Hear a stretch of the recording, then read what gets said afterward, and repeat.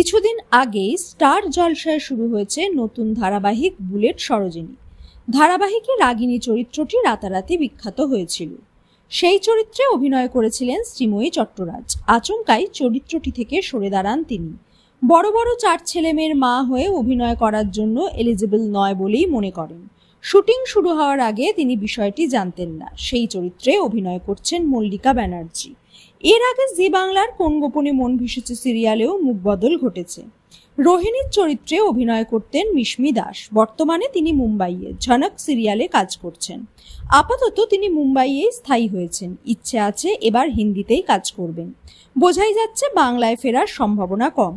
নতুন রোহিণী হিসেবে পর্দায় দেখা যাচ্ছে সৌমি চক্রবর্তীকে। নিমফুলের মধু, তুই আমার হিরোর পরে কোন গোপনে মন ভেসেছে সিরিয়ালে দেখা যাচ্ছে তাকে। আবারও জি বাংলার কোন গোপনে মন ভেসেছে ধারাবাহিক থেকে সরে দাঁড়ালেন আর এক অভিনেত্রী।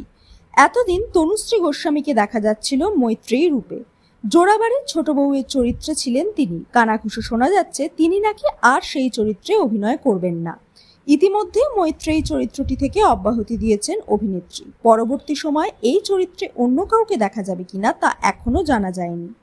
জানা যাচ্ছে ধারাবাহিকে চরিত্রটির গুরুত্ব ক্রমশই কমে যাচ্ছে, তাই আর তিনি অভিনয় করবেন না।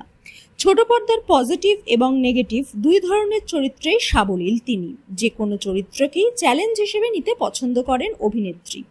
আপাতত স্টার জলসার বুলেট সরোজিনীতেই দেখা যাচ্ছে তনুশ্রী গোস্বামীকে।